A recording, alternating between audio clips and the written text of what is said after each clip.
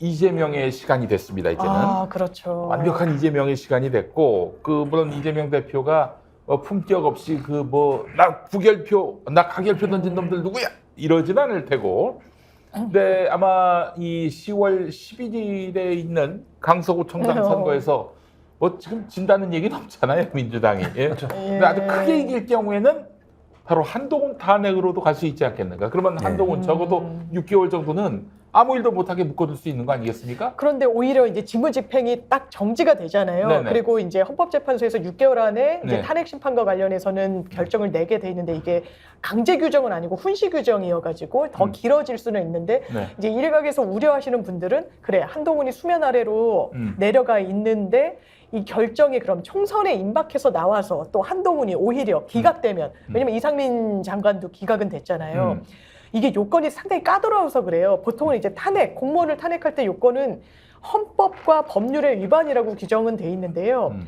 이 노무현 전 대통령 탄핵 때 그 헌법재판소가 딱 내린 그 굳어진 그 기준은 중대한이라는 요건이 붙어요. 그러니까 네네. 중대한 헌법 위반과 법률의 위반. 그래서 만약에 거기에 허들을 못 넘는다라고 하면은 더 명분을 한동훈에게 주는 거 아니냐 뭐 이런 이야기도 물론 있더라고요. 그럴 수 있어요. 네. 지금 또 게다가 국회 법사위원장이 국민의힘이기 때문에 성의 있게 국회 나가가지고 현재 그러지 나가가지고 않겠죠. 예. 한동훈을 반드시 탄핵시켜달라고 그럴 리는 없잖아요. 다시 돌아온다는 전제 속에 총선 국면에서 까불지 못하게 검찰력 동원해가지고 까불지 못하게 묶어두는 것도 굉장히 큰 효과가 있다는 것이고요.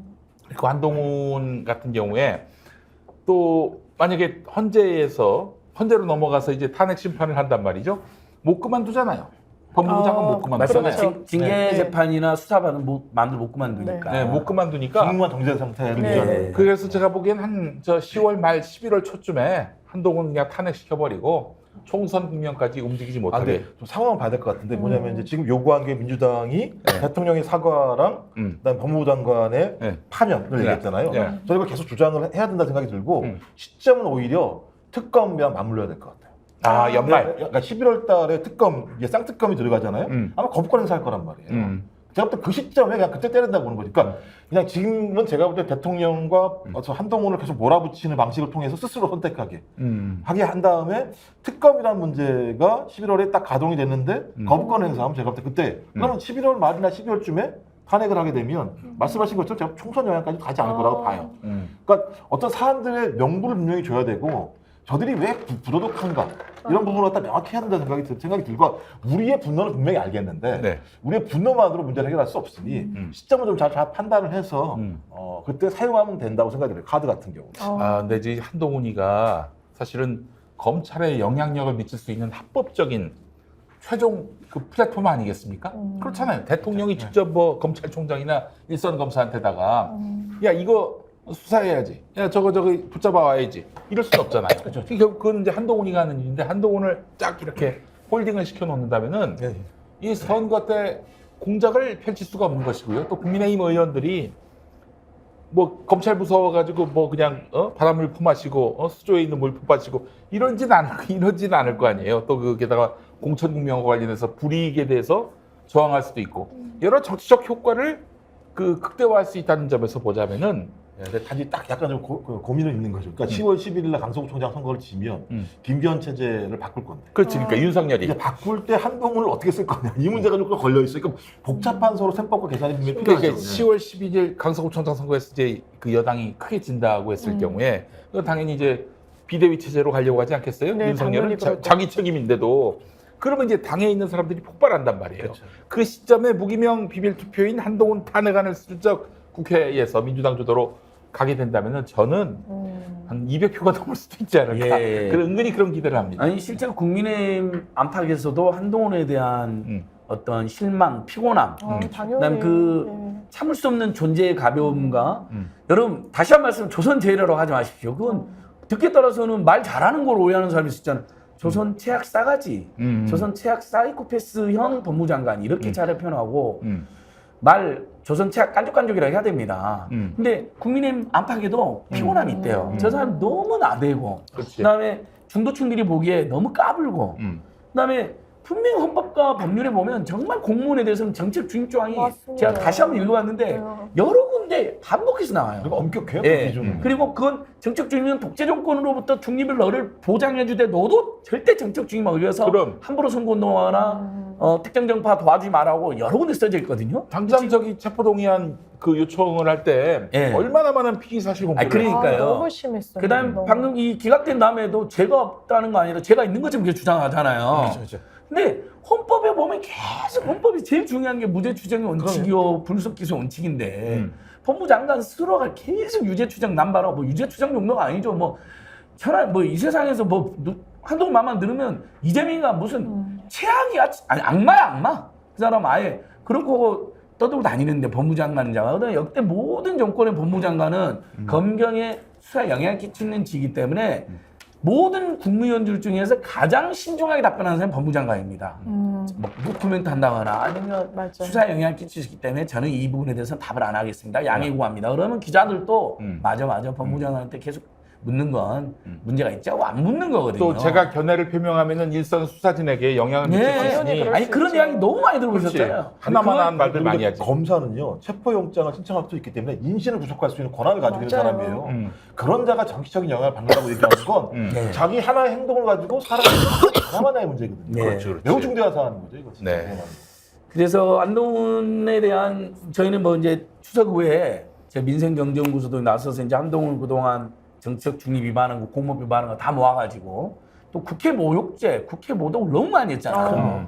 아니 국회의장이 몇 번을 말리는데도 의원들한테 내 말 들어가고 소리 지르는 사람이에요. 그러니까 국회의장이 좀 제대로 말렸어야 그러니까 그렇죠. 국회의장이 제대로 안 말리는 요 분인데. 앞에 앉아 계신 민주당 의원들도 한 20-30명 돈 받았을 거라고. 네. 와, 있잖아. 이게 그것도 있고 진짜 이번에 네. 체포동의안 선언할 때는 김진표가 자꾸 말리니까 그리고 막 야유도 하니까 여러분들 내 말 안 들으실 겁니까? 내 말을 듣고 판단해야지 내 말도 안 듣고 판단하려고 일장 훈계를 해버려요.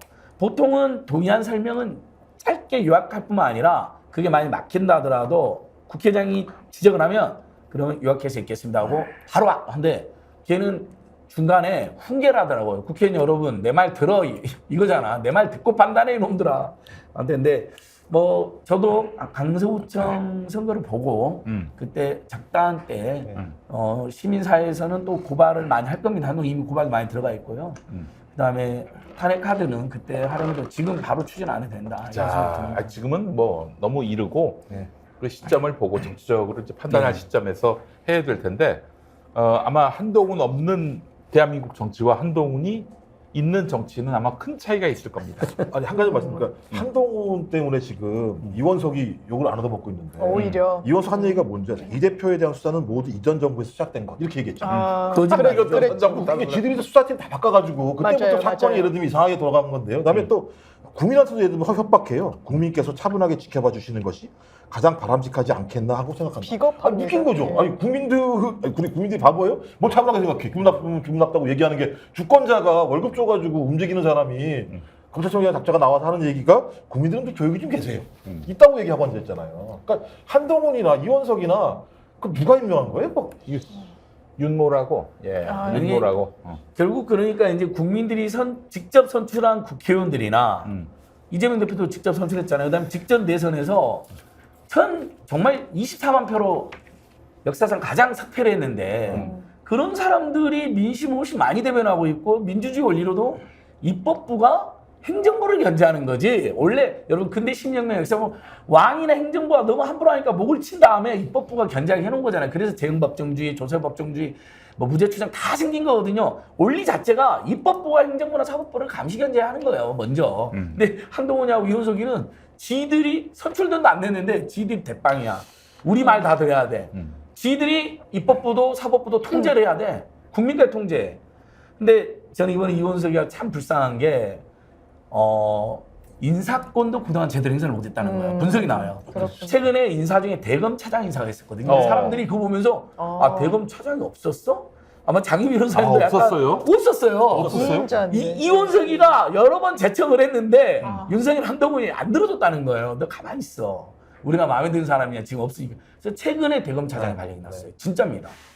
그러면 이원석이는 대검 차장도 없이 1년을 넘게 그냥 지가 추천 분명했을 거 아니에요. 지 측근들 아웃된 거죠. 그러니까 그래서 존재감 드러내는 이번 한마디 한것 같아요. 실제로 지난번 얼마 전에 그 검찰 인사가 있었잖아요. 네. 검찰 인사 때 분명히 이제 대검으로부터 너 뭐 영전할 것이다, 승진할 것이다 연락을 받았는데 딱 보고 내 이름이 없네. 네. 그런 사람이 몇 사람 그래서 있었어요. 여러 명 못 여러 명 기사도, 있다고 예. 추정됩니다. 이혼석이 추천한 사람들이 대부분 아웃되고 윤석열 한동훈 직계들만 네. 승진해서 아. 지금 옷 벗은 검사만 줄 잡아 40명 안팎? 굉장히 많이 지금 어떤 검사는 내가 열심히 했는데 내가 쫓겨나듯이 나가야 되냐라는 글까지 썼거든요. 예. 그건 윤석열 한동훈에 대한 항명으로 보여요. 그렇죠. 예. 옛날 저중동이었으면 막 난리 피웠을 텐데 그렇지. 기사는 안 나대. 네. 그 정도 그림이야.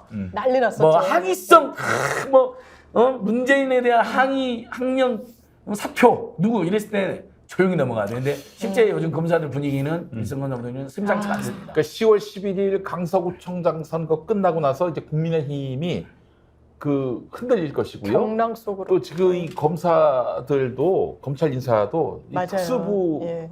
중에서도 이제 윤석열과 가까운 인사들 중에서도 좀 더 코어인 사람들만 잘 나가고 나머지는 다 이제 흑살이 껍데기인 거 아니에요. 맞습니다. 그들도 지금 내부에서 부글부글 끓고 있다. 저는 제 주변에 정말 검찰 고위직을 지내신 분이 계세요. 네.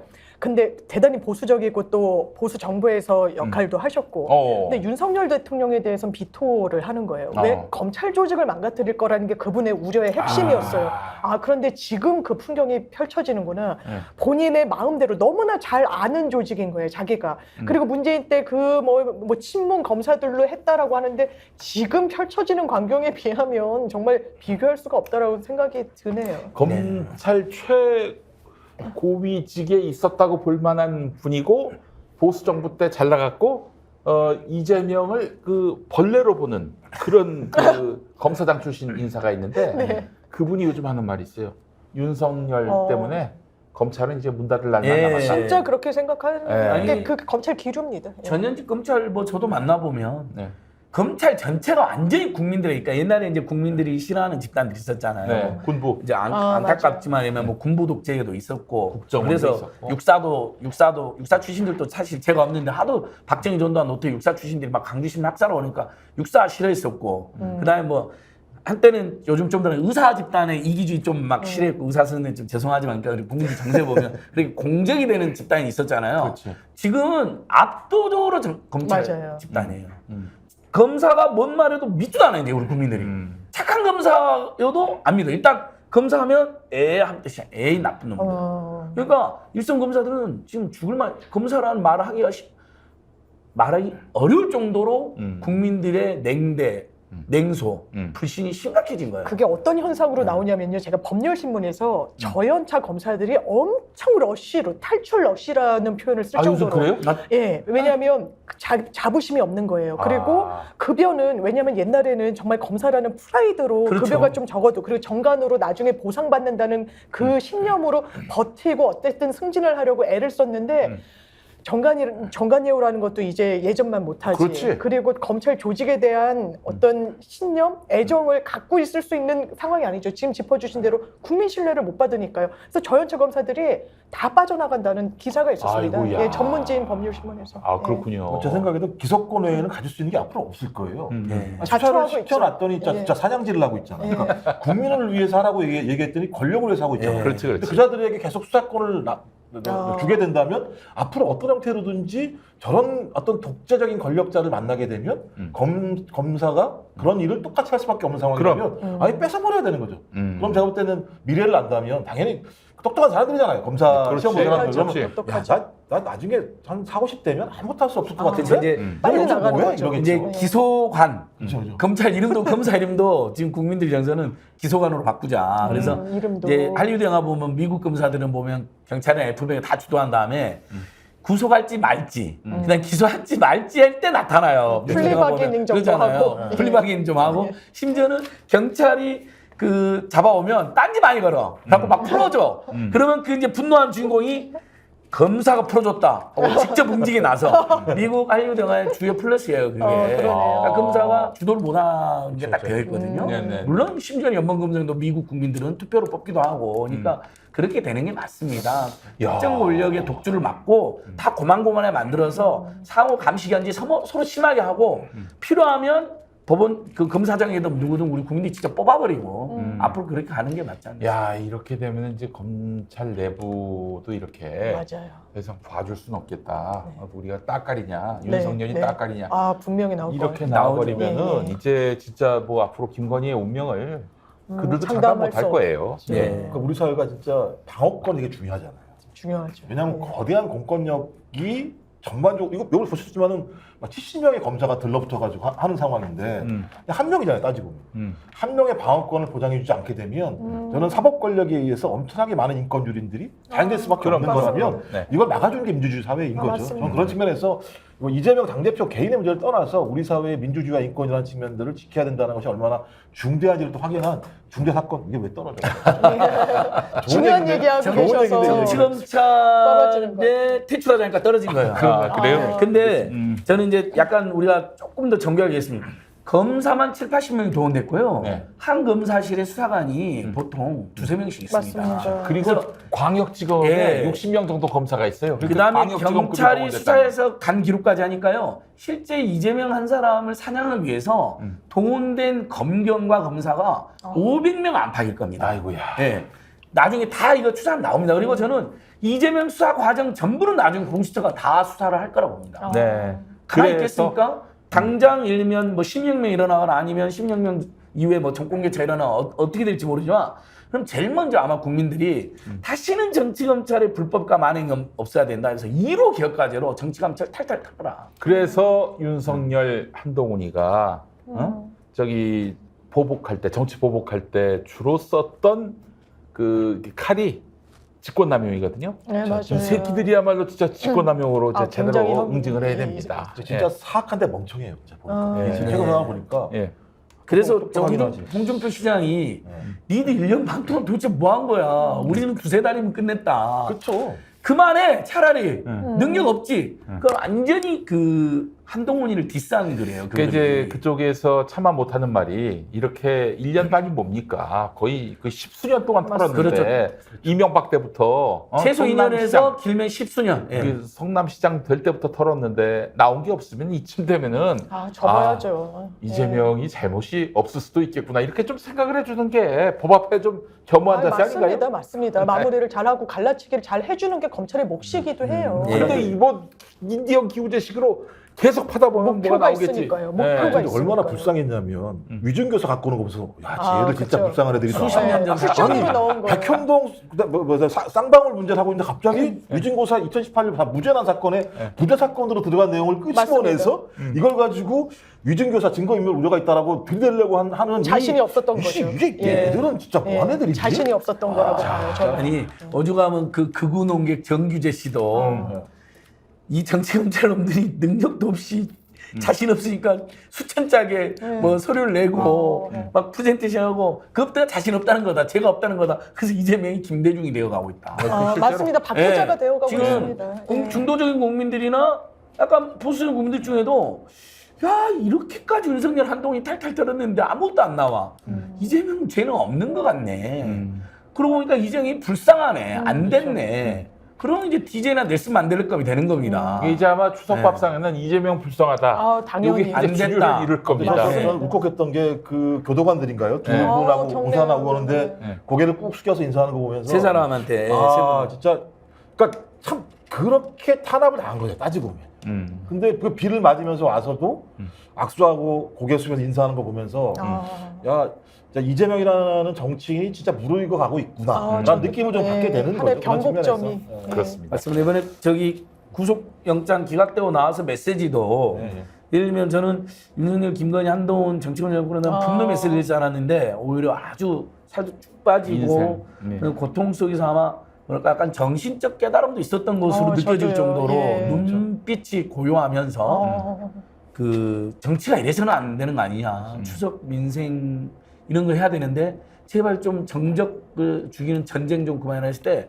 그 울림이 굉장히 있다고 생각해요. 이게 전쟁으로들 하시는데 내가 다시 들어보니까 정쟁으로 좀 느껴지던데 정쟁. 전쟁. 예, 예. 아, 전쟁이 아니라. 그러니까 전쟁이든 정쟁이든 네. 정적을 제거하는데 올인하지 말고 제발 좀 민생을 챙기는 제대로 된 정치를 하자는 거잖아요. 그래서 그다음에 국민 정치하는 거다. 네. 고맙습니다. 근데 정말. 워낙 비상시계 시대니까 맞습니다. 법률적으로는 당연히 이건 명장이 발부가 안 되는 게 맞는데 와, 이 무도한 정부가 예. 뭘 했을지도 모르는 그래서 상황이니까 그전 안심이 꼭 바로 되지 그 직전에 왁자지껄에서 네. 이은영 소장님은 법률적으로는 기각인데 정치적으로는 발부된다는 소문이 나 있다는 거예요. 예, 이은영 소장님이 틀렸다고 이제 사람들이 장난을 해요. 장윤미가 맞았다. 아니 근데 사실은 그 법률적으로야 뭐 진작에 알았던 부분이기도 하고 네. 이제 장 변호사님이 뭐 아닙니다. 쉽게 예측하셨다는 그런 차원의 얘기는 아닙니다. 아니고 워낙에 그런 비슷한 사례들 비근한 사례들을 너무 많이 보니까 아유 너무 걱정이 되는 거예요 사실은. 그래서 제가 늦은 밤에 모 정치인과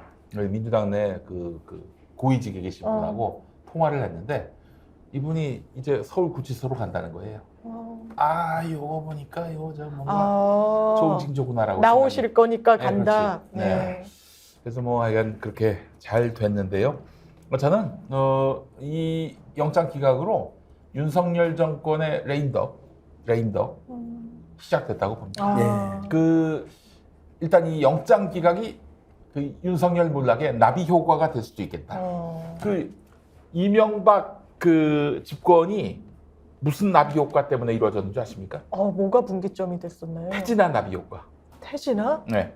태진아 씨가 사실은 그 현대건설 사장 부인하고 뭐 그 뭐가 좀 그런 있어서 그게 바람이 났죠. 그래서 이제 그 현대건설 사장도 그만두고 부인하고 이혼하고 그리고 새 현대건설 사장으로 이명박이가 그 후임자였군요. 그래서부터 이제 이른바 그 샐러리맨 신화가 생겨가지고 옛날, 드라마 옛날. 나오고 유인촌이 거기 나왔었어. 그렇지, 그렇지. 맞아요. 역할을 하고 이명박 나중에 또 역할을 유동근도 하고. 나오고 네. 맞아요. 요 이렇게 태진아 나비 효과라고 하는 거예요. 마찬가지로 이번 기각 나비 효과가 윤석열 몰락을 부를 것이다라고 생각이 드는데 물론 전제 조건이 있습니다. 10월 11일 강서구청장 선거 그렇죠. 여기서 이제 민주당이 압승할 경우인데 그 박사님 그 압승의 기준은 뭐라고 보세요? 이 정도면은 윤석열에게 치명적 타격으로 간다. 제가 볼 때는 15% 이상 15% 이상의 15%? 차이로 이겨야 된다라고 생각하고 근데 제가 볼 때는 지금 추세를 보면 그 정도가 될 것 같아요. 15% 이상. 적극 지지층들 같은 경우는 더 차이가 나는 상황이고 네. 지금 ARS 같은 경우도 마찬가지입니다만 고관여층이 오긴 하는데 저는 중도층이 응징 투표할 거라고 봐요. 그렇지. 그러니까 제일 중요한 문제는 뭐 좌우 이쪽에 있는 사람들이야 꽉 잡혀 있는 사람들인데 중도층이 얼마만큼 응징 투표로 나오느냐가 되게 중요하거든요. 그렇지. 근데 이제 중도층 중에서도 야 창피해 이놈의 정부는 나 못 찍겠어라고 하는 사람들은 안 나올 거란 말이에요. 그러니까. 거기서는 거대한 차이가 나는 거거든요. 제가 볼 때 15% 이상 차이가 나오고 만약에 20%를 넘어가게 된다면 이제부터의 국면은 소위 윤석열 정부가 국정 운영 방향을 바꾸지 않으면 이제는 퇴진과 그 이후에 소위 탄핵까지도 갈 수 있다라고 하는 흐름 자체가 국민들에게 생기기 시작하는 거죠. 그래서 10월 11일 강서구청장 선거는 그 정도 이겼으면 좋겠다는 거 하나 하고 근데 그 다음이 더 중요해요. 그렇지. 국정감사예요. 예. 국정감사 되면 줄줄 나올 거예요. 이제 최수근 상병 문제부터 시작해서 박정훈 전 수사단장 문제 뭐 악재가 그냥 뭐 그다음에 이제 뭐 또 우리 독립 정체성 문제인 그다음에 홍범도 장군 문제. 홍 장군님 문제하고 다양한 문제가 나오기 시작해서 이 정부의 무도성 자체가 진짜 무도하고 우리의 근간 정체성을 훼손한다는 것을 알게 되면 저는 그때부터 이 두 가지가 결합되는 순간 이 정권을 바꾸지 않으면 우리 삶 자체 국가 정체성 자체가 몰락할 수밖에 없겠다는 판단들이 할 거라는 생각이 들어서 그 10월 11일 선거 이후에 뭐 국민의힘은 어떻게 될까요? 국민의힘은 뭐 책임을 져야 될 거 아니에요? 아니요 이제 패닉이죠. 왜냐 수도권이 작살나는 거예요. 그렇지. 그럼 수도권이 뭐냐? 적어도 전체 지역구 표의 절반 정도와 관련해서 수도권 선거에서 네. 이 지역에 나오는 사람들은 승리할 수 없다라고 하는 거예요. 강남 말고. 그렇죠. 그렇죠. 그런 상황이 벌어지게 되면 이 사람들은 절망적인 거죠. 그럼 누구랑 싸워야 됩니까? 윤석열하고 자기 정부랑 싸워야지. 싸워야 되는 사태가 벌어져야 되는 거예요. 내부랑 그런데 그 내부에서는 아마 공천권 문제와 관련해서 엄청난 암투가 벌어질 건데 또 최근 나오는 얘기는 40명 정도가 나온다는 거잖아요. 대통령실에서 그렇죠. 지금 나오는 게 네. 40명이 나오면 어디로 가겠습니까? 영강남으로 가지. 그럼 이제 또 영호남도 아니 영남도 이제 난리가 나는 거예요. 그러니까 수도권 박살, 네. 영남은 개싸움. 공천 싸움. 이제 예, 검사 출신들이 많을 텐데 그 어려서 영감님 소리 들었잖아요. 애기 그래서 때부터. 20 영강남으로 때부터. 가는 거예요. 영감님이라 영감남 가는군요. 영강남으로 가는 거예요. 이제. 영감, 영강. 네. 네.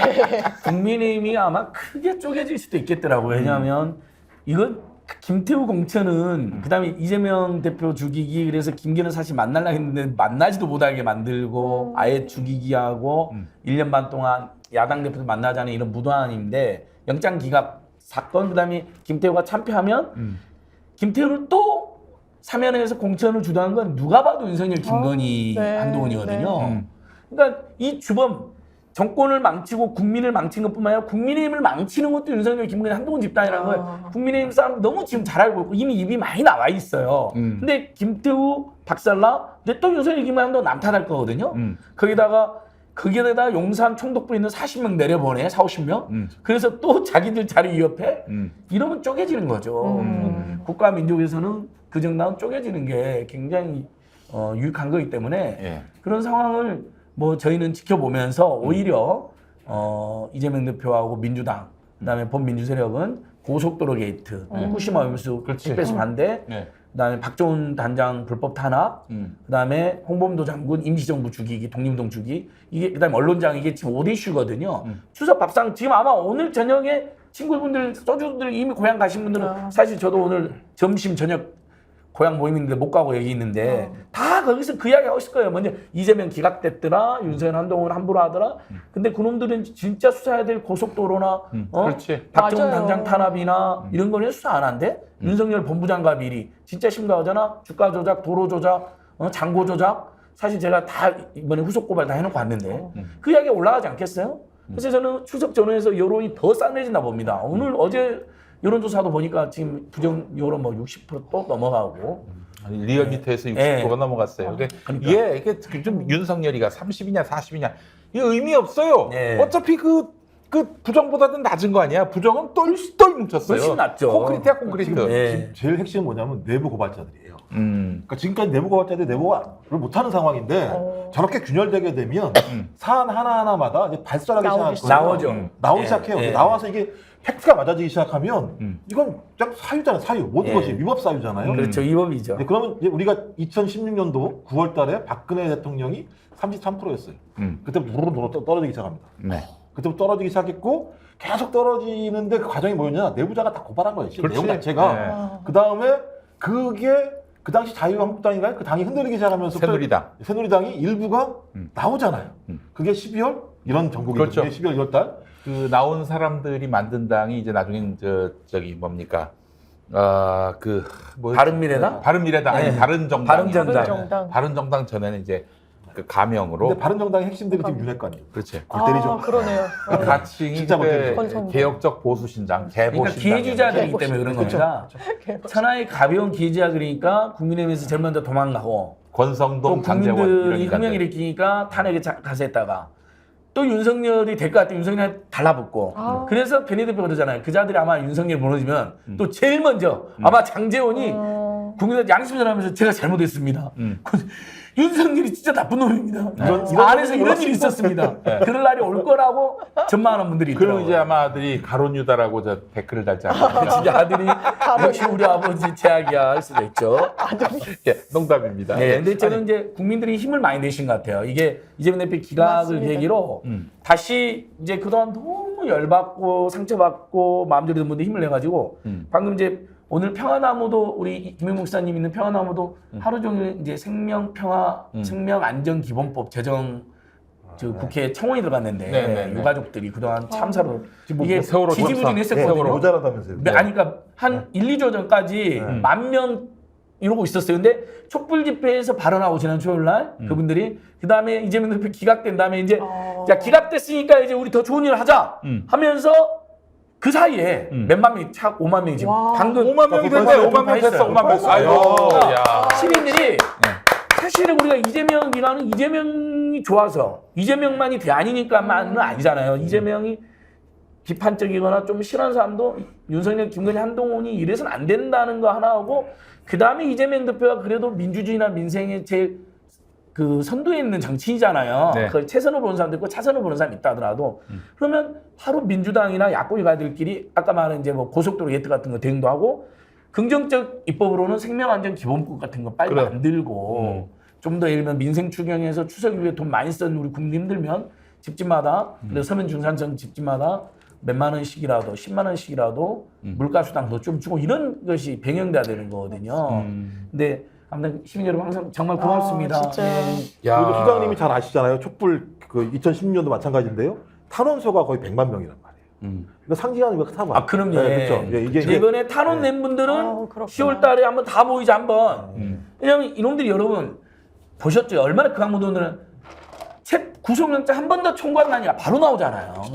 반성이라는 없는 놈들이 절대 없는 놈들이야. 이놈들은요. 예. 반성 뭐 자수가 없어요. 실제로 뭐 제가 제 느낌에는 무슨 혐의를 하나 더 들고 나와가지고 구속영장 청구한다고 또 갈 가능성이 있습니다. 그렇지. 예. 송영길 대표님 보세요, 여러분. 지금 송영길 대표가 압수수색 100번 가까이 됐어요, 벌써요.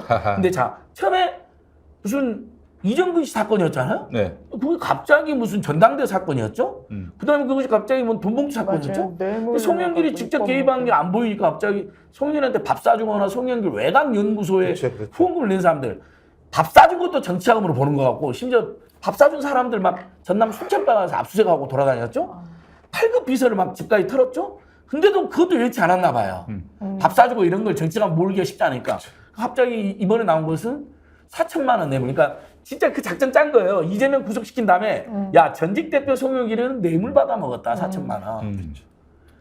전현직 대표가 다 별건- 범죄자였다. 그러니까요. 다 범죄자고 별건에 그다음에 중간에 추석 기간에 추미애 손한단 말 나올 수도 있죠. 그렇지, 그렇지. 추미애도 지금 사고 이런 놈들이라니까 여러분. 그러니까 우리 똘똘 뭉치고 10월 달이나 12월 달에 한 50에서 100만 명 모여야 돼요. 네. 오프라인에서도 한번 힘을 보여줘야 돼요. 국민의힘은.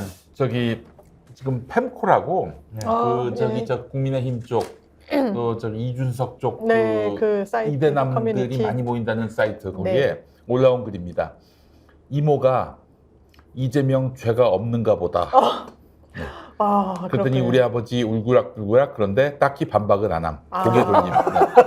네. 현실이네요, 현실이네요. 네, 그렇습니다. 그래서 추석 밥상이 그렇게 갈 것 같아요. 예. 그래서 제가 우리 아까도 잠깐 얘기하셨는데 우리 안진걸 소장님 그 지금 저희 동네에 맘카페에 올라오는 글이라는데 뭔가 유증기가 가득한 방인데 라이터만 딱 켜면은 폭발할 것 같은. 근데 그 라이터가 무엇일까 궁금해하는 사람들이 많다는 거예요. 운동을 정말 탄핵 운동의 또 상징이신 우리 안진걸 소장님 보시기에는 어느 시기에 어떤 이슈로 이게 폭발할 수 있을 거라고 보시는지.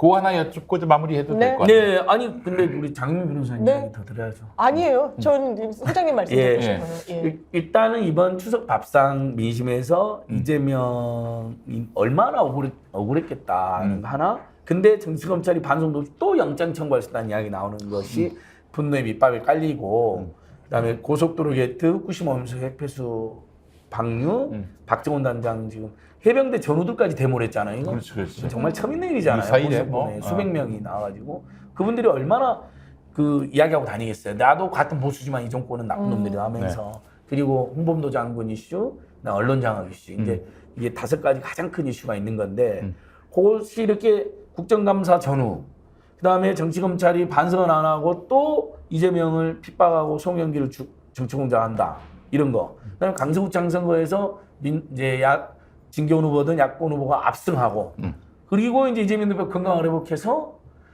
우리 범국민대회 한번 합시다. 지금 강서구청장 선거를 야권이 압승했는데도 이 정권은 지금 문재인 탓과 이재명 탓만 하고 또 죽이기를 시도하고 있습니다.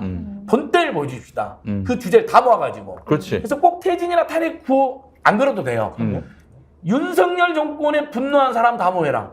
작년에 바이든 오드린 사람 다 모여라 할 때 처음으로 몇만 명 모였거든요. 그런 것처럼 윤석열이 싫은 사람, 윤석열 정권에 분노한 사람 다 모여라. 정치검찰 싫은 사람은 한동훈 싸가지 없다고 생각해서 다 모여라. 그렇지. 좋네. 그걸로 해서 50만에서 100만 모이면 그게 이제 도심에서. 물론 이제 그 사이에 또 이 정권의 큰 비리가 또 드러나겠죠. 밝혀질 수 있어요. 내부에 폭로도 있으실 거예요. 그런 게 이제 안팎의 트리거가 돼서 저는 분명히 보인다고 봅니다. 국민들이 지금 그냥 가만히 있는 게 아니고 조금 더 지켜보다가 이제 그걸 뭐라 그러죠? 인내심의 한계에 거의 다다라고 있거든요. 자, 그래요. 정말 이제 얼마 안 남은 것 같습니다. 느낌에. 그러네요. 이런 불의가 지속되는 것 자체가 우리의 수치예요. 우리의 또 모욕감이고요. 이걸 떨쳐낼 수 있는 날이 이제 임박한 것 같다는 생각도 들고요. 자, 그래요. 추석 연휴 여러분 굉장히 그 홀가분한 마음으로 맞이할 수 있는 그런 시간인데 평안하게 또 화목하게 보내시고 우리 전열을 가다듬어서 10월은 싸움의 계절입니다. 제 페이스북에 난리 뭐라고 올리셨어요. 걸어놨냐면 네. 폭정에 맞서는 국민은 인내하며 반란을 준비한다. 네. 이렇게 써놨어요. 아유 좋습니다. 이제 뭐 10월은 뭐 김종국 TV는 언제 만드실 거예요? 마무리하면. 조만간. 제가 게을렀어요. 아니 은평이 지금 비계파들이 많다는 소문이 있는데 예, 이제 깃발을 들고 나가셔야 되는 거 아닙니까? 추석 때 이제 깃발을 들어야겠죠. 네. 예, 깃발을 들어야겠죠. 그 장윤미 변호사님 네. 오늘 말씀 덜 아신 네. 분들은 방금 전에 장 변호사님이 정기한 대표하고 직설을 했어요. 6시부터. 오. 벌써 몇만 명이 봤더라고요. 네, 그러니까 많이 봐주세요. 좀 아신 분들은 장윤미 직설을 더 봐주십시오. 지금 올라가 있습니다. 방금 네, 스페이스에. 그래요.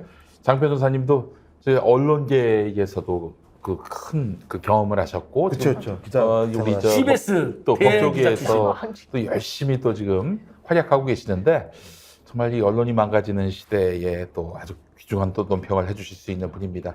전문가, 어부 전문가이신 우리 장 변호사님 논평도 여러분들 많이 기대해 주시고 한 번 더 클릭해 주시면 감사하겠습니다. 자, 목사님 특별히 뭐 추석인데 목사님이 저희들 대표해서 예. 그 저기 사실은 평안나무 홍보도 좋고 예. 그 제가 사실은 이재명 대표의 그 이 고난을 보면서 너무 마음이 아팠어요. 예. 그렇죠. 그래서 이제 제가 믿는 신께 이제 기도하고도 그랬는데 그 신께서 그렇게 마음에 평안함을 줍니다.